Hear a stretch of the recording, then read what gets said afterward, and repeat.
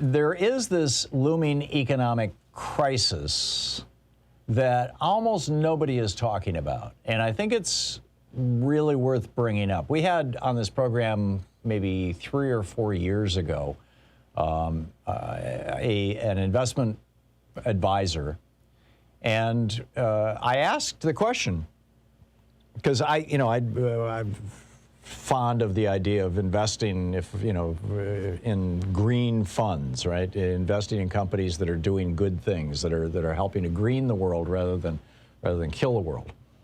And the investment advisor basically said, those green funds just don't produce the return that other funds do. So, you've got to make that decision for yourself. And to some extent that, has historically been true. But now there's something, this whole brand new thing going on, and that is that the classic investments, buying ExxonMobil stock, 50 years ago, you bought ExxonMobil stock, you'd be rich now. Those kinds of stocks, the fossil fuel companies and companies whose products are using fossil fuels or are dependent on fossil fuels, they're at considerable risk now because of climate change.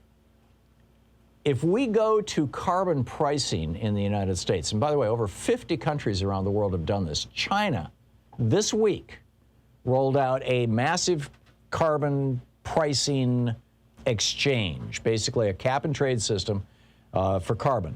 Now, we did cap and trade in the United States. In fact, the president who put it into place was a Republican. And we did this for sulfur dioxide back in the day. And those of you old enough to remember will recall that in the 70s and 80s, there was this problem with something called acid rain.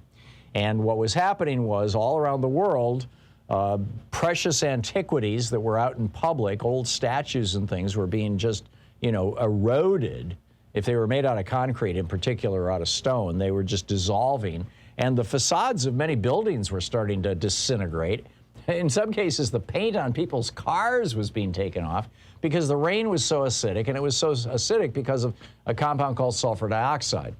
And sulfur dioxide, in the air goes through chemical processes that basically turns it into sulfuric acid or a variation thereof, and it becomes very corrosive. And so George Herbert Walker Bush, the Republican president, former Vice President of Ronald Reagan, put into place a program where they said, okay, we're going to put a price on the emissions of sulfur dioxide. If you are emitting sulfur dioxide, you have to pay for it. And we'll do a cap and trade system where some companies that don't produce sulfur dioxide are going to get a certain number of credits. Companies that do produce carbon dioxide, or sulfur dioxide will get a certain number of credits. And you can trade those on an open exchange. And the price then of emitting sulfur dioxide over the next 10 years is going to go up rather steeply. And what happened was companies stopped producing sulfur dioxide. They stopped emitting it. It was a marketplace solution that worked. Well, now it looks like at least one very large piece, like I said, more than 50 countries in the world have done this. The European Union is moving in this direction. In some countries, in Germany, for example, it's already in place. The early parts of it are in place. As I said, China did that this week. These are going to change the dynamics of how our economy works. So there's that, number one. And then number two, climate change itself is presenting a major risk to our economy and a dislocation to our economy just through the raw damage it does. We have almost 400,000 acres here in Oregon on fire right now with the bootleg fire, the largest fire in the United States. The smoke is reaching New York City. It's turning their skies bright red at night. That fire has now, fortunately, most of it has been in a national forest, and only, I think, 1,200 buildings, 1,200 homes have been destroyed. I say only because, we've seen far worse in more densely populated areas like down in California. But this is just July, right? The real fire season comes next month and the month after. August, September, and early October. I mean, that's typically when the fires get really bad here. This is way ahead of schedule. And just the damage that causes. the forest that can no longer be logged, and the logging that can no longer be sold, and the homes that are destroyed, and the businesses that have been destroyed. That's economic damage, and that is a risk for the health insurance industry, the fire insurance industry, and general insurance and companies. But it also creates like an economic dislocation in the marketplace, because now you've got people who are having to rebuild their houses after they've been damaged. And we saw this, by the way, we saw this in the Southeast after several of the most recent really destructive hurricanes. And we saw this in the West Coast last year and the year before with all the forest fires in California, that all of a sudden you couldn't buy building materials. The price on building materials had doubled and tripled. And they were bringing stuff in from China, the sheetrock that they were bringing in from China for after one of the hurricanes, this was 3-4 years ago, down in the Southeast United States, was toxic. It was off-gassing formaldehyde and other toxic chemicals.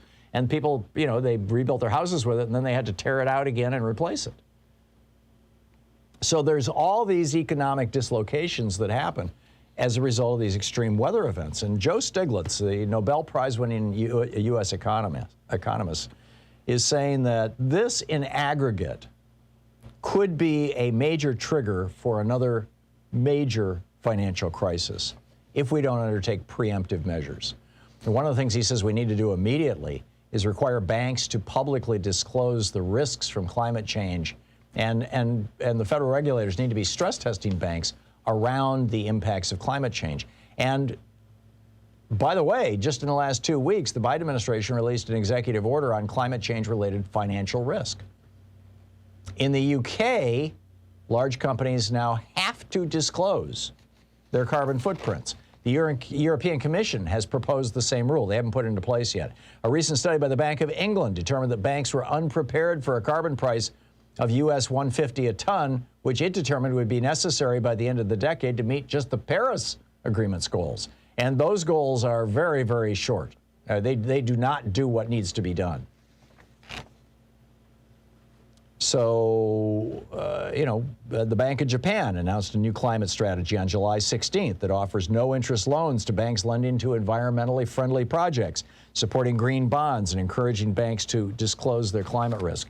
So there's a bunch of stuff here that has to do with the economy that I just wanted to flag and put on your radar screen. This is a major time of transformation. I think we are going through a period of transformation that is every bit going to be. We're going to look back on this and say this period of time was every bit as big as the post-war period of the 1950s and 1960s. Only it's going to involve a lot more dislocation.